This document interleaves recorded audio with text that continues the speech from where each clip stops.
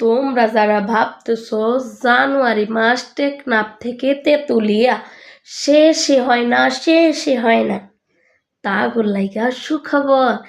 আজকে কিন্তু জানুয়ারির 31 তারিখ। আজকেই জানুয়ারি শেষ হইতে চলল, কালকা থেকে ফেব্রুয়ারি। সবার লাইগা সুখবর। 14 ফেব্রুয়ারি, গোলাপ ফেব্রুয়ারি, কত কত ফেব্রুয়ারি আইতাছে। কিন্তু সিঙ্গেল গলাই গিয়া একটা দুঃখের খবর, যারা মেলা প্রোগ্রাম করে রাখছ যে 14 ফেব্রুয়ারি ঘুরতে যামু, ফুচকা খামু, গোলাপ দিমু, ভালোবাসা কমু, দিব, হ্যাঁ গোলাইগা দুঃখের খবর। এবার 14 ফেব্রুয়ারি কিন্তু আলহামদুলিল্লাহ শবে বরাত।